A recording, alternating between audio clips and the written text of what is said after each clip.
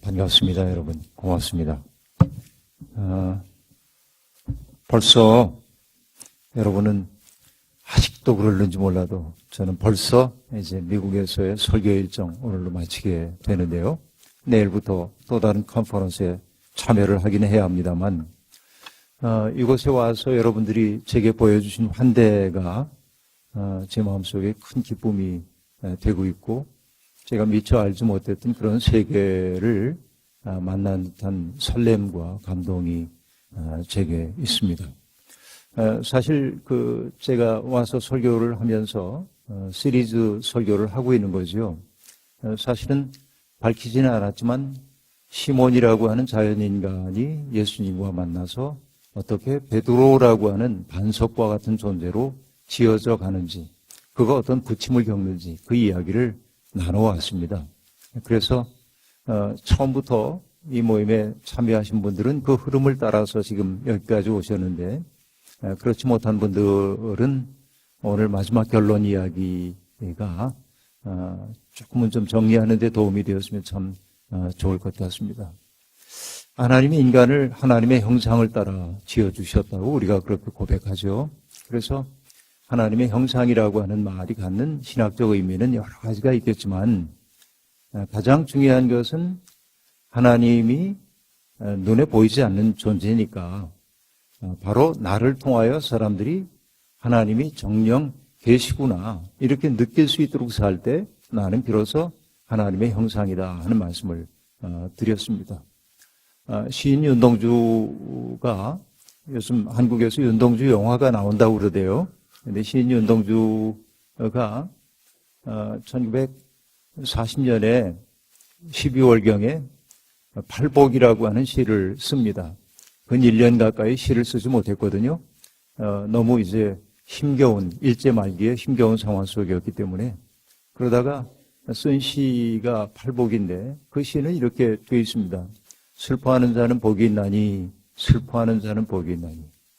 여러분, 우리는 슬퍼하는 자는 복이 있다, 저가 위로함 얻을 것이다 하는 대꾸를 알고 있는데, 윤동주는 대꾸를 쓰지 않고 슬퍼하는 자는 복이 있나니, 슬퍼하는 자는 복이 있나니 8번을 반복합니다.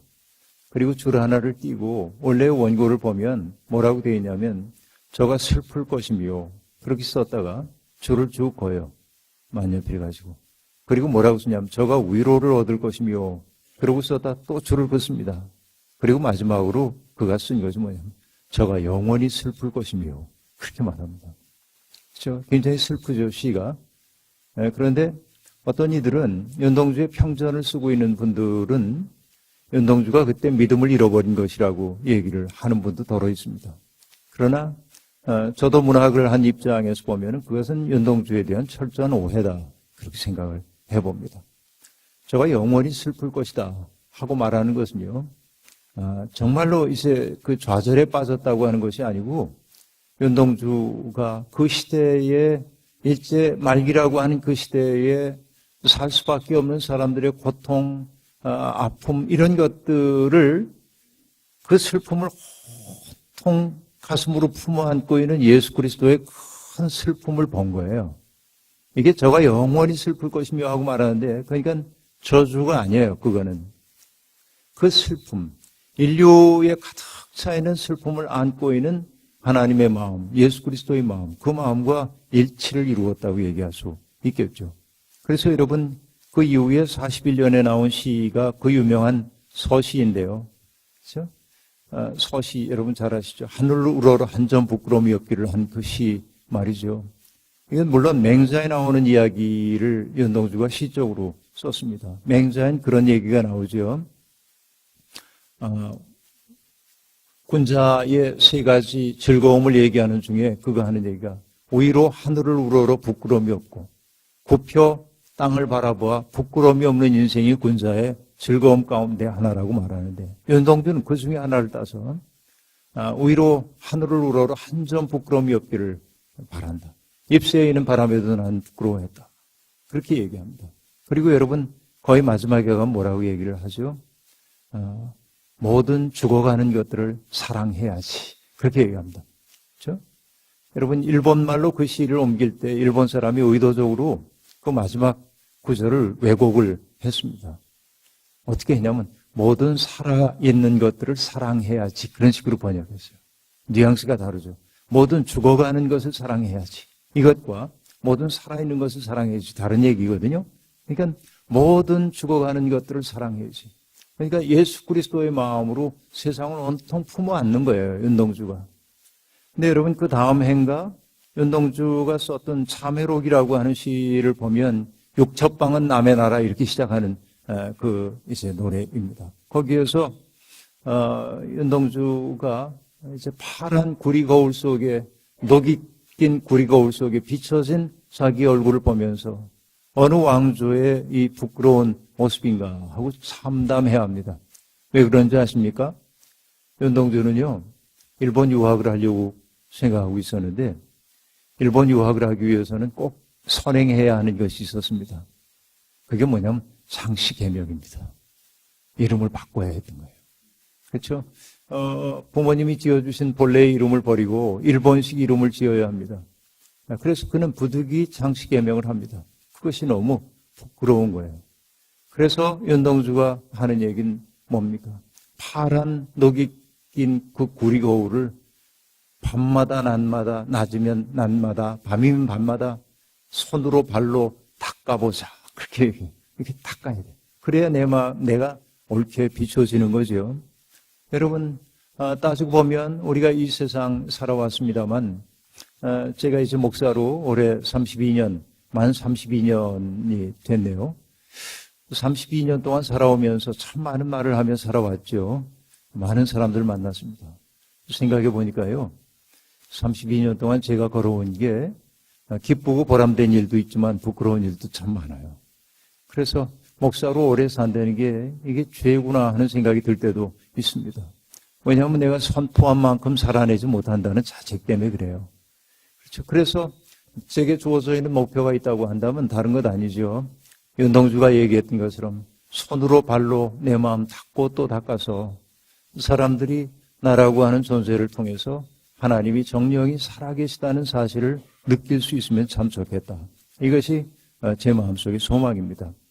그래서 여러분, 제가 여러분께 첫날부터 말씀드렸던 게 여러분은 어떤 꿈을 꾸고 계시냐고 여쭈었습니다.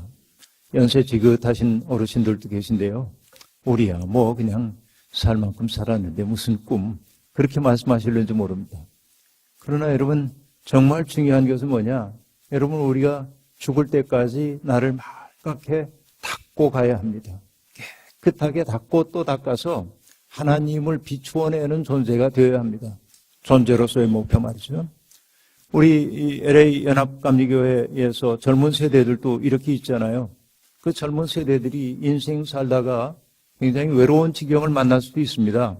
그렇죠. 길을 잃어버릴 때도 있습니다. 어떻게 살아야 되지? 망연자실 하늘을 바라보다가 문득 떠오르는 사람이 있어야 합니다. 아, 그래. 김 장로님 생각하니까 내가 어떻게 살아야 할지 알겠어. 인간답게 산다는 건 그런 거야. 이 원사님을 생각해 보니까 맞아. 이때 이렇게 하는 게 성도답게 사는 거지. 여러분, 누군가가 여러분을 알고 있는 사람들이 가장 고통스러운 인생의 때를 지나다가 바로 여러분의 모습과 여러분의 말을 떠올리면서 그들이 삶의 자세를 새롭게 가다듬을 수 있는 그런 존재가 되어야 하지 않겠어요? 너무나 많은 사람들이 돈 많이 벌고 성공의 사다리 저 꼭대기에 올라가는 것을 인생의 목표처럼 말하지만 여러분, 돈 많으면은 좋죠. 할 수 있는 일 많으니까.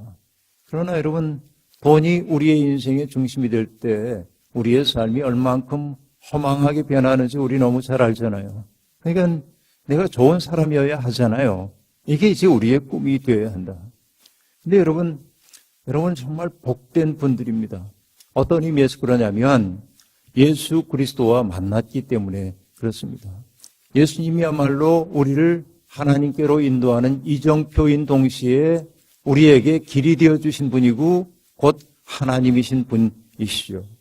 내가 누구를 만나느냐에 따라서 나의 인생이 결정된다고 보면 여러분은 예수라고 하는 분과 만났기 때문에 어쨌든 여러분 정말 행복한 길로 접어든 분이라고 얘기할 수 있습니다.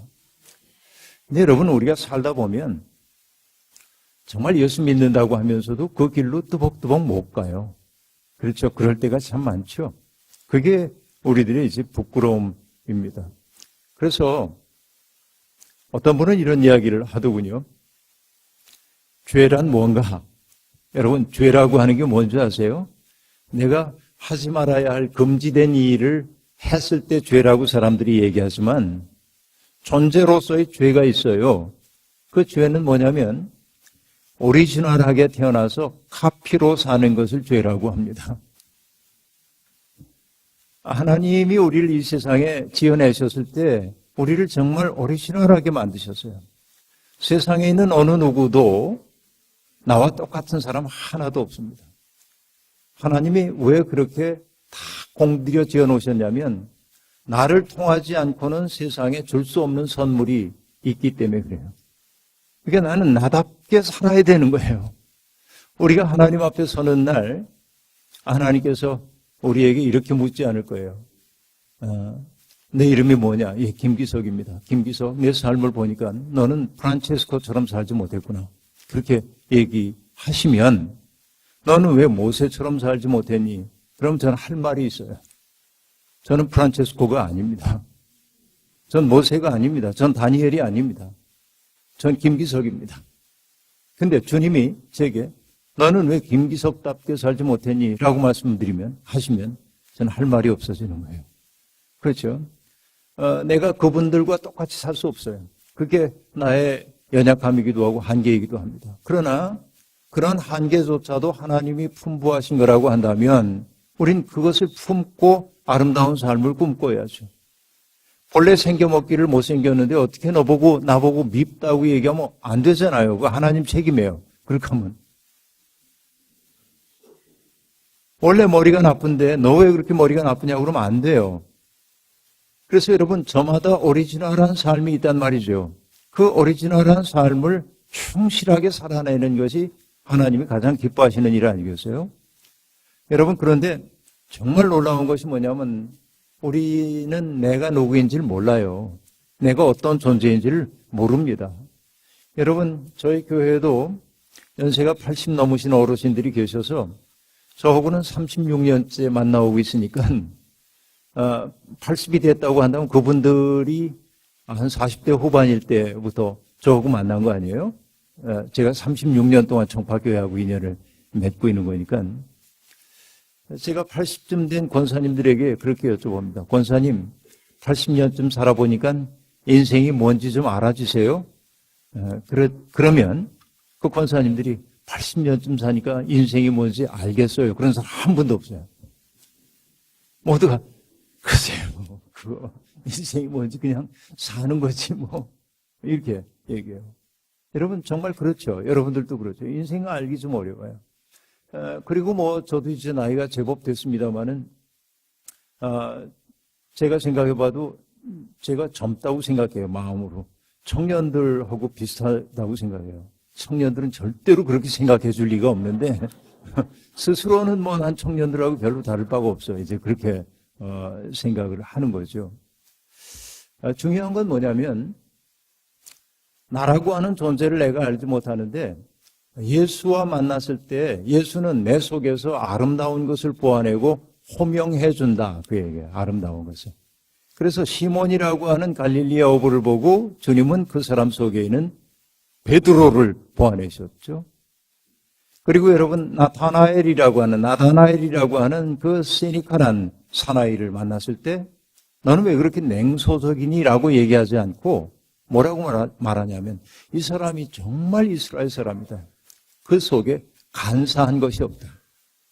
여러분 그 사람 속에 있는 부정적인 것을 바라보면서 나와 이 사람은 이제 관계가 끝났구나 이렇게 얘기 안 하죠. 예수님은 그 사람 속에는 가장 아름다운 생의 가능성을 보시고 호명해내시죠. 바로 주님이 여러분들 그렇게 하신단 말이에요. 그래서 여러분 시몬 베드로가 만약 그날 예수님을 만나지 못했다고 한다면 그는 죽는 그날까지 갈릴리 호수에 금을 던지면서 근근히 연명하며 살았을 겁니다. 그런데 여러분 그날 예수 그리스도와 만나서 사람 낚는 어부가 되게 하겠다고 부르셨을 때 예라고 따라 나서서 그의 삶은 완전히 새로운 삶이 되었습니다. 그렇죠. 누구를 만나느냐 이게 이제 달라요. 그리고 여러분 얘기했어요. 예수님과 함께 지내면서 병든 사람들이 기적적으로 회복되고 귀신 들렸던 사람에게서 귀신이 쫓겨나가가지고 그가 온전함을 회복하고 그리고 세상에서 초한대받고 있던 사람들이 하나님 나라의 주춧돌이라고 인정해 주시는 주님의 그 사랑을 바라보면서 세상을 이렇게 사는 거구나. 이렇게 살 때 이전에는 알지 못했던 가슴에 충만함이 내게 생겨나는구나. 이런 것들을 경험했을 거란 말이죠. 그렇죠? 그래서 들떴어요. 그리고 예수님이 너희는 나를 누구라고 하느냐 하고 물었을 때 주는 그리스도시요 살아계신 하나님의 아들입니다. 바로 예수님이야말로 우리가 마땅히 어떻게 살아야 하는지를 가르쳐주는 구원자십니다. 이렇게 고백했어요. 그러나 여러분 베드로의 그 장엄했던 고백이 어떻게 무너지죠? 예수님이 나는 이제 예루살렘 올라가면 고난받아야 돼. 죽임당할 거야. 이렇게 얘기하자 베드로는 안 됩니다. 그거는. 그래서는 안 됩니다 하고 얘기를 하고 있습니다. 베드로가 알지 못했던 것은 무엇입니까? 여러분 새로운 세상 만들기 위해서는 십자가가 요구된다는 사실을 알지 못한 거예요. 고통 없이는 눈물 없이는 희생 없이는 새로운 세상이 오는 법이 없어요. 주님은 그걸 너무나 잘 아셔요. 그래서 내가 이제 희생을 당할 거야. 결국 나의 희생이 새로운 역사를 지어낼 거야 라고 얘기하지만 베드로 받아들일 수가 없습니다. 그리고 여러분 여전히 베드로는 주님의 마음에 깊이 접속하지 못했죠. 그러다가 여러분 오늘 일부 예배 때 제가 얘기했어요. 겟세마네 동산. 거기에서 주님 기도하시고 제자들에게 얘기하죠. 제자들을 둘러보면서 주님이 얘기하십니다. 오늘 이 저녁에 너희들이 다 나를 버리고 떠날 거다. 그러자 베드로가 당황하며 얘기하죠. 주님, 모두가 다 주님을 버린다 할지라도 나는 결코 주님을 버리지 않겠습니다. 내가 죽을지언정 주님을 버리는 일은 없을 겁니다. 여러분, 그것이 베드로의 진심 맞죠? 조금도 거짓 없는 진심이었어요. 그러나 베드로의 그 진심의 문제는 뭐냐면 자기가 얼마나 연약한 인간인가 하는 걸 알지 못한 거예요. 죽음의 위협이 다가왔을 때 베드로는 어떻게 했습니까? 달아나 버리고 말았고요. 그렇죠? 그리고 가야바의 법정에서 주님이 재판받으실 때 멀찍이 따라갔다가 다구름 소리가 들려오기 전에 주님을 3번씩이나 모른다고 얘기하잖아요. 그렇죠? 이게 인간이죠. 그의 진심은 맞아요. 내가 주님을 죽어도 버리지 않겠습니다. 그 진심을 의심할 이유는 없어요. 그러나 여러분 그는 자기가 얼마나 약한 존재인가 하는 걸 알지 못했죠. 그래서 여러분 다구름 소리가 뭘 환기시켜 줬냐면 주님의 말씀을 환기시켜 줬고 그래서 그는 바깥으로 나가서 슬피 비통하게 울었다. 그죠?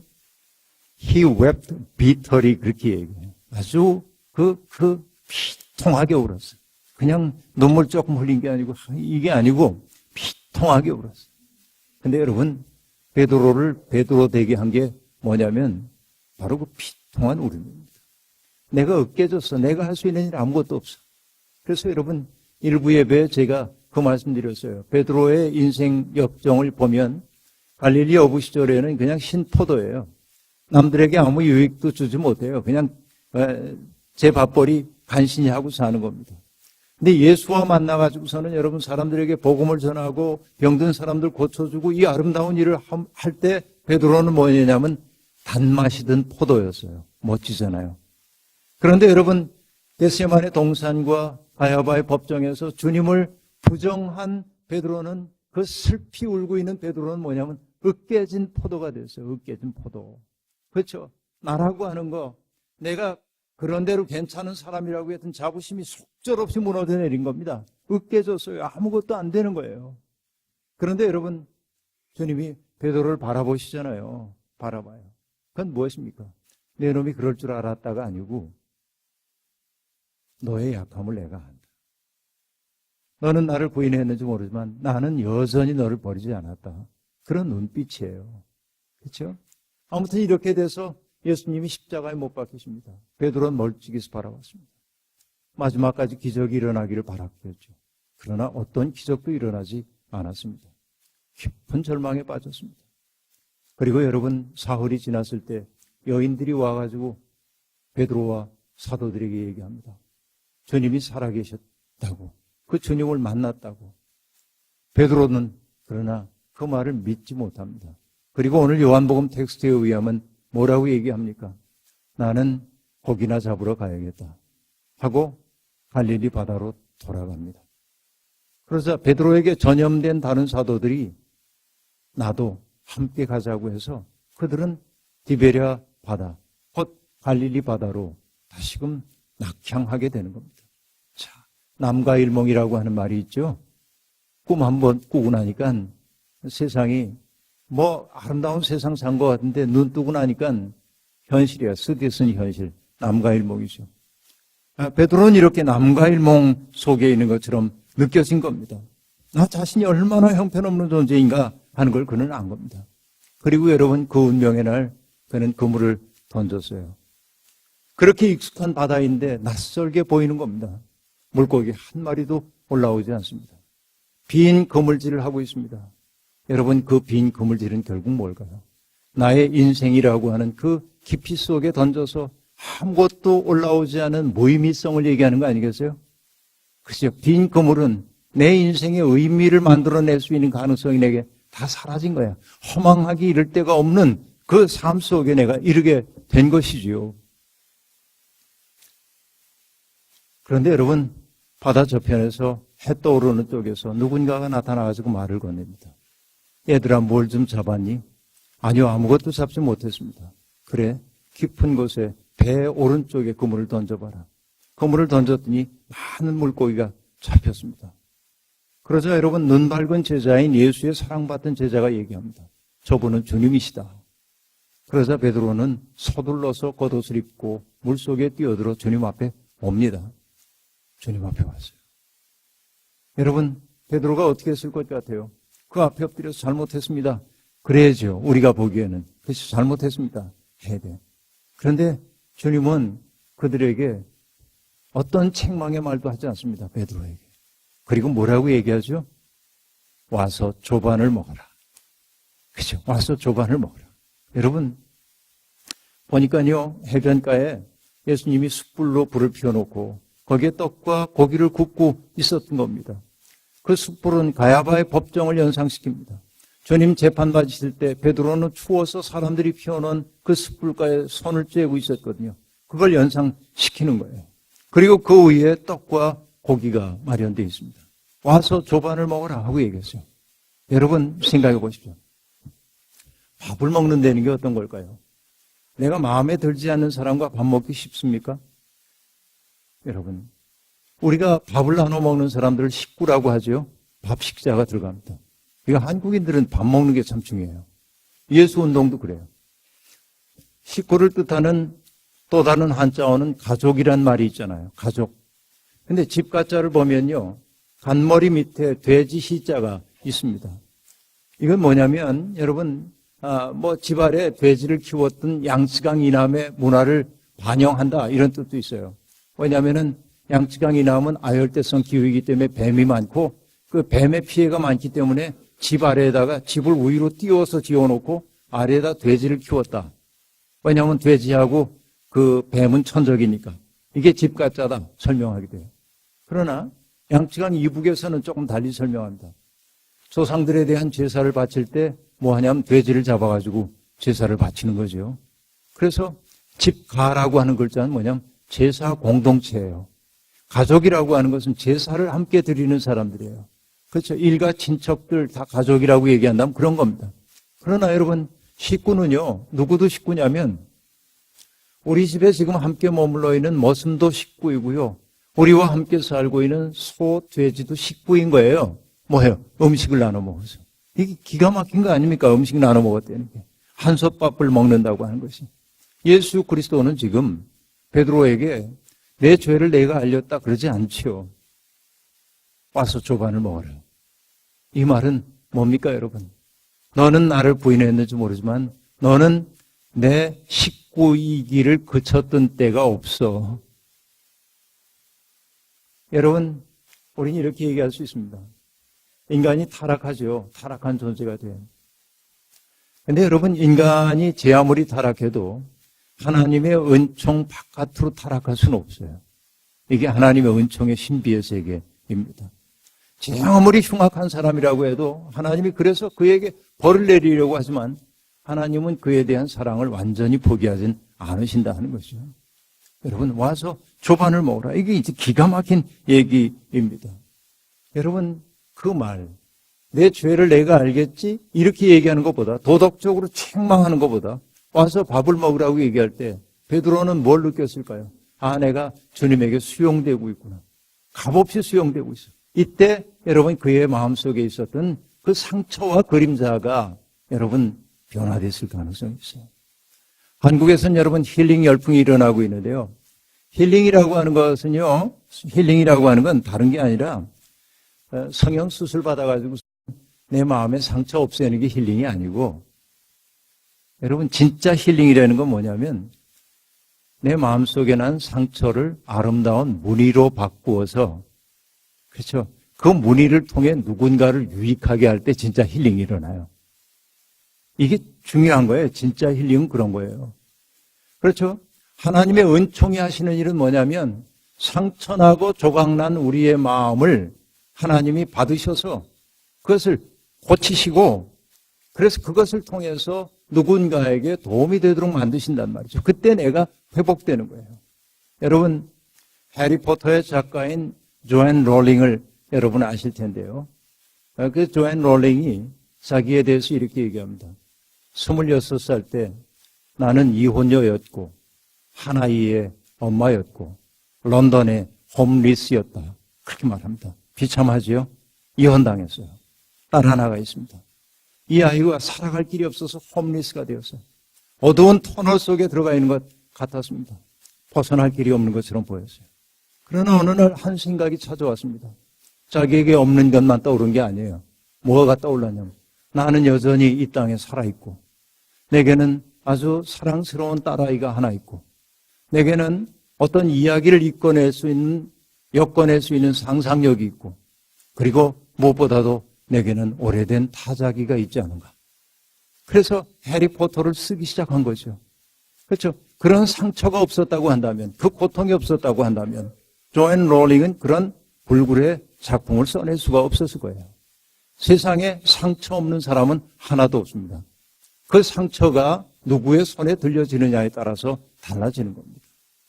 세상에 어떤 사람들은 내 마음속에 입은 그 상처를 손톱으로 자꾸만 상처를 내가지고 우리로 하여금 울게 만드는 사람들도 세상에 있습니다. 그러나 오늘 이 디베랴 바닷가에서 보여주신 예수 그리스도의 사랑은 그 상처를 그냥 덥석 부둥켜 안음으로 상처를 아름다운 무늬로 바꿔주심으로 할 수 있어요. 그리고 여러분, 주님께서 베드로를 따로 구분해서 물으시잖아요. 시몬아, 내가 나를 사랑하느냐? 내가 나를 믿느냐라고 묻지 않으시죠? 내가 나를 사랑하느냐? 예, 제가 주님을 사랑하는지 주께서 아십니다. 또 물으십니다. 시몬아, 내가 정말 이 모든 것보다 나를 더 사랑하느냐? 제 마음 주님 아시죠? 3번씩 반복됩니다. 그때마다 예수님이 하셨던 말씀은 뭐예요, 여러분? 내 양을 먹이라, 내 양을 치라입니다. 주님을 부인하고 배신하고 달아나고 절망하고 좌절하고 어두운 늪 속에 빠져 있었던 이 베드로에게 주님은 찾아오셔서 너는 내 사랑 밖으로 한 번도 나간 적이 없다고 말로는 아니지만 몸짓 언어로 보여주시고, 그리고 그에게 다시금 물어주시는 거야. 네가 날 사랑하느냐? 그렇죠? 물으셨어요. 여러분, 주님 사랑하십니까? 정말로 주님을 사랑하십니까? 그러면 여러분, 우리는 그렇다고 대답할 수 있어요. 그때 주님이 우리에게 하시는 말씀은 뭐냐면 내 양을 먹으라. 이제는 너만을 위해 살던 삶에서부터 벗어나서 너 자신을 누군가에게 선물로 주며 살기 시작해라. 여러분, 우리가 예수를 진정으로 믿는다고 하는 것은, 깊어진다고 하는 것은 나만을 위해 구하는 사람들이 아니라 다른 사람을 유익하게 하기 위해 사는 것이라고 볼 수 있습니다. 그리고 여러분 마침내 베드로에게 오순절 성령이 강림하죠. 오순절날. 그렇죠? 그리고 그들이 아주 강력한 힘을 얻게 됩니다. 그때 그들이 어떻게 했어요? 골방문을 열고 나와서 세상 앞에 나와서 너희들이 미워서 죽였던 예수가 죽음 가운데 계시지 않고 하나님이 그를 다시 살려내셨다고 외치기 시작했어요. 그렇죠? 예수가 다시 살아나셨다고 외치기 시작했습니다. 그리고 그들은 예수의 이름으로 전파하기 시작합니다. 세상에 나가서. 그죠? 그리고 여러분 사도행전에 보면 아름다운 이야기가 나오죠. 이런 얘기입니다. 어느 날 베드로와 요한이 성전에 들어가는데 성전의 미문, 아름다운 문 앞에 들어가다 보니 어떤 안전뱅이 거린이 거기에 앉아있는 것을 봅니다. 그래서 베드로와 요한이 멈추어 섰어요. 그리고 그를 주목하여 보고 얘기합니다. 그 사람은 뭔가 동량이라도 얻을 수 있을까 하고 두 사람을 바라보고 있었겠죠. 그때 베드로가 얘기합니다. 금과 은은 내게 없으나 내게 있는 것으로 내게 주노니 곧 나사렛 예수의 이름으로 일어나 걸어라. 그렇게 얘기했어요. 그러자 여러분 그 사람이 즉각 뭐라고 얘기하냐면 그가 일어나 걷기도 하고 뛰기도 하며 하나님을 찬양했다. 어떤 일이 지금 일어난 겁니까? 예수의 이름이 그의 속에 들어가자 그는 일어선 존재가 되었어요. 여러분 통일부 장관도 하셨고요. 또 한국 적십자사 총재를 지내시기도 했고 서울대학교 사회학과에서 가르치셨던 사회학자 한완상 선생님이 들려주신 이야기가 있습니다. 이런 얘기 하시더군요. 1980년에 그러니까 우리나라가 굉장히 어려울 그때 어느 날 이제 그 중앙정보부에서 와서 이분을 잡아간 겁니다. 남산으로. 그래서 아주 고초의 시간들을 보내고 있었습니다. 그런데 본인이 서울대학교 교수였기 때문에 그런지 몰라도 구체적인 물리적인 폭력을 자기에게 가하진 않았어요. 잠을 안 재우고 괴롭히고 이런 건 있지만. 근데 자기 옆방에 있었던 분이 목사님인데 그 목사님은 날마다 끌려가지고 고초를 당하는 거예요. 근데 어느 날 보니까 이 목사님의 얼굴이 너무 어둡게 변해가고 다 죽어가는 사람처럼 되어가는 거 보고 너무 안타까웠어요. 그래서 여러분 어느 날 한완상 선생님 붙들려 가면서 성경 하나를 넣고 갔었는데 신약 성경인데 이 성경을 저 목사님께 전달해야겠다 하는 생각이 들었어요. 왜 간수를 불러가지고 이 책을 옆방 목사님께 좀 전해주십시오. 못합니다. 그래도 목사님이 성경도 없이 지내셔야 되겠습니까? 전해주십시오. 못합니다. 어떻게 하면 전할 수 있습니까? 윗분이 허락하셔야 합니다. 그럼 윗분 만나게 해주십시오. 윗분 만나서 성경을 전할 수 있게 해주십시오. 아무 대답이 없습니다. 돌아와서 한완산 선생님이 그 간수에게 얘기했습니다. 윗분에게 얘기했으니 전해달라고. 얘기는 했죠. 허락받지는 않았지만 윗분에게 얘기했으니 전해달라고 얘기했어요. 그러겠다고. 근데 한완산 선생님 고민이 생겼습니다. 어떤 고민이냐면 이 엄혹한 세월을 성경 없이 내가 견딜 수 있을까? 그래서 이런 생각이 떠올랐어요. 성경을 찢어서 서신 부분하고 복음서 부분을 나눠서 목사님께 전해드려야겠다. 어느 쪽을 목사님께 전할까? 그러다가 에이, 그래도 목사님이 복음서 가지시는 게 낫지. 그리고 전했어요. 근데 여러분 복음서가 전달된 다음 날부터 옆방에서 기도 소리가 들리기 시작하고 찬송 소리가 들리기 시작하고 그리고 자기의 방 앞을 지나가는 목사님의 얼굴이 환해지기 시작하고 그리고 나중에는 당당해지기 시작했어요. 그리고 한완산 선생님이 이렇게 얘기했어요. 그분의 어투로 얘기할게요. 예수가 들어가니까 삽디다. 예수가 들어가니까 삽디다. 여러분 예수가 들어가면 사는 겁니다. 베드로도요. 예수님의 뒤를 따라서 제자로 3년을 다녔지만 아직 예수님의 핵심과 접속이 안 되고 있었어요. 그런데 여러분 값없이 받아들여주는 예수 그리스도의 은총을 체험하고 성령까지 체험하게 되자 그의 속에 예수가 들어왔고 그는 골방문을 열고 뛰쳐나갈 수 있었고 예수의 이름으로 당당하게 말할 수 있게 되었어요. 그러다 여러분 공회에 붙들려 가잖아요. 공회의원들이 이 베드로 사도 일행을 때리면서 뭐라고 얘기하냐면 다시는 그 이름으로 말하지 말라고 얘기합니다. 그러자 이 갈릴리 어부 출신의 베드로가 뭐라고 얘기를 합니까? 당신들의 말을 듣는 것이 옳은지 하나님의 말씀을 듣는 것이 옳은지 판단해 보십시오. 우리는 들은 대로 전하지 않을 수 없어요. 그리고 공회에서 바깥으로 나와서 사도들이 어떻게 되는 겁니까? 재수 없이 예수 믿었다면 매 맞았네. 그러지 않았죠. 뭐라고 얘기했어요? 그 이름을 위하여 능욕받기에 합당한 자로 여기심을 기뻐했단 말이죠. 이건 무슨 얘기예요? 베드로가 고난받는 것을 이제 두려워하지 않게 된 거예요. 예수님에 대한 아름다운 신앙 고백이 일어난 다음에 나는 고난받을 거야 그랬을 때 베드로가 했던 말 뭡니까? 그래서는 안 됩니다. 그런데 지금 베드로는 뭘 하기 시작하고 있어요? 스스로 예수를 전하기 위해 고난받는 자리에 서게 된 것을 우리들이 알 수 있습니다. 그렇죠? 그러면 여러분, 저는 이것을 아까 포도 얘기를 했으니까 처음에 자연인간인 시몬은 신포도 같았어요. 그죠? 그냥 남들하고 늘 싸우고 다투고 아비다툼하고 이런 신포도예요. 그러나 예수와 만난 다음에 그는 단맛이든 익은 포도가 되었죠. 그런데 겟세마네 동산과 가야바의 법정에서 베드로는 뭐가 됐습니까? 으깨진 포도가 되었어요. 그런데 여러분, 부활하신 주님과 만나서 주님께서 내 양을 먹이려 하는 순간 으깨진 포도가 뭐로 변했냐면 발효가 일어나서, 화학적 발효가 일어나서 뭐가 됐어요? 포도주가 됐어요. 그렇죠? 그런데 여러분, 이제는 예수 그리스도를 위해서 고난받는 자리에 가서 고난받음으로 다른 사람의 생명을 살려내는 사람이 되었기 때문에 베드로는 어떤 포도주냐면 성찬의 포도주가 된 거예요. 그렇죠? 성찬의 포도주가 된 거예요. 신포도주에서부터 성찬의 포도까지 된 거예요. 이 예수와 만나가지고 한 존재가 그렇게 아름답게 변화되어 간 것을 우리들이 알 수 있어요.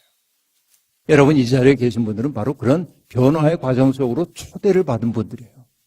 그렇죠? 지금 여러분은 신포도입니까? 단맞은 포도입니까? 으깨진 포도입니까? 모르겠어요. 으깨진 포도들도 있을 거예요. 그러나 그 으깨진 포도를 나 혼자 붙잡고 있으면은 그것은 썩을 수밖에 없어요. 그러나 그것을 주님의 은총 앞에 가져가면 주님은 그것을 포도주로 바꿔주시고, 그렇죠? 나중에는 성찬의 포도로까지 바뀔 수 있음을 알 수 있습니다. 결국 교회의 존재 이유라고 하는 것은 무엇일까요? 그리스도의 몸이 되는 데 있습니다. 저는 LA 연합감리교회가 그리스도의 몸이 되길 바랍니다. 이 말은 뭐냐면 주님이 이 세상에서 하시고 싶어하는 그 일을 여러분이 해야 되는 거예요. 주님은, 여러분, 어거스틴 성인이 그런 얘기했죠. 우리 없이 세상을 창조하시는 하나님은 우리와 함께 세상을 구원하기를 원하신다. 내가 죄인이었던 내가 주님의 사랑으로 구원을 경험했다는 사실도 은총이지만 그보다 더 큰 은총은 주님의 일을 함께 하자고 초대받았다는 사실이에요. 저는 이 교회가 그런 소문난 교회가 되길 바랍니다. 주님의 심정을 헤아리고 정말로 주님이 기뻐하시는 일을 하는 교회가 되길 바랍니다. 여러분, 모든 말씀 잔치의 마무리를 하면서 저는 스웨덴 작가인 라겔레프라고 하는 사람의 이야기를 하나 들려드리고 마치려고 합니다. 노벨 문학상을 받았던 분인데요. 그분의 책 가운데 붉은 가슴 울새라고 하는 아주 동화 같은 책이 하나 있습니다. 이런 얘기입니다. 하나님이 세상 모든 것을 다 만들어주고 이름을 붙여주었어요. 각각. 그런데 새 한 마리를 하나님이 만드셔서 그 새를 가만히 바라보다가 주님이 이런 이름을 붙였습니다. 너는 붉은 가슴 울새라고 하자. 그렇게 붙였습니다.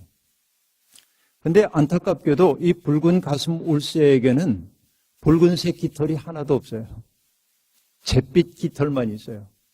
그러니까 여러분, 이름과 실체가 달라요. 명실상부가 아니라 명과 실이 다른 거예요. 그러니까 여러분, 놀림거리입니다.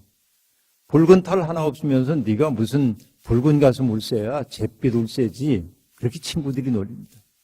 그래서 여러분, 붉은 가슴 울새는 알을 낳고 알이 부화되고 그 과정을 거쳐서 자꾸 몇 대 내려오면서 꿈이 있는데 그게 뭐냐면은 붉은 깃털 하나 얻는 겁니다. 어느 날 가시나무에 내려앉다가 가슴을 찔렸어요. 가시에. 그래서 피가 배어나오니까 붉어졌습니다. 와, 드디어 붉은 가슴이 내게 생겼네. 근데 여러분, 비가 오고 조금 지나니까 다 씻겨져서 없어져 버리고 말았어요. 그렇죠. 이렇게 여러 대가 지나갔습니다. 그런데 어느 날 숲속에 있는 친구 새들이 구경거리가 났다고 저기 한번 언덕에 가보자는 거예요. 그래서 이 붉은 가슴 울새도 친구들과 함께 언덕으로 날아 올라갔습니다. 가보니까 그 언덕 위에 십자가가 3개가 서 있고요. 그리고 3사람이 십자가에 매달려 있는 모습을 봤던 겁니다. 그런데 그 중에 가운데 있는 분이 너무 딱해요.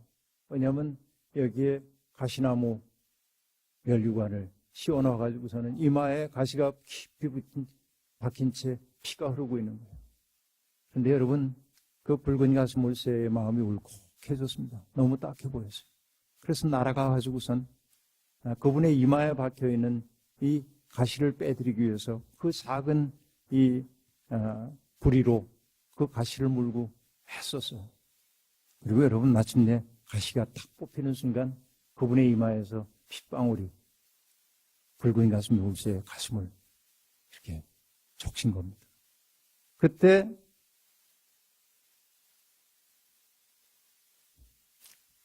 그분이 눈을 뜨더니 이렇게 얘기했어요. 너는 너희 조상 때부터 얻고 싶었던 것을 그 따뜻한 마음 하나로 마침내 얻었구나. 그렇게 얘기했어요. 그리고 이후에 태어나는 붉은 가슴 울새의 가슴에는 붉은 깃털이 돋아나기 시작했습니다. 여러분, 우리가 예수 그리스도의 피의 공로를 믿는다고 얘기합니다. 그 말을 신화처럼 쓰지 마시길 바랍니다. 어떤 말이냐면 고통받는 사람들의 고통을 해결해 주기 위해서 내가 할 수 있는 최선을 다해서 그의 가시를 뽑아줄 때 우리는 예수의 피가 묻은 존재가 될 수 있어요. 이게 구원받은 사람이에요. 여러분, 명목으로만 크리스찬이 아니라 실질로 크리스찬이 되길 바랍니다. 그리스도의 피가 우리 속에 흘러서 내가 그리스도처럼 생각하고 그리스도처럼 세상을 느끼고 그리스도처럼 세상을 사랑할 수 있는 사람들이 되기를 소망합니다. 바로 이것이 우리가 되찾아야 할 길입니다.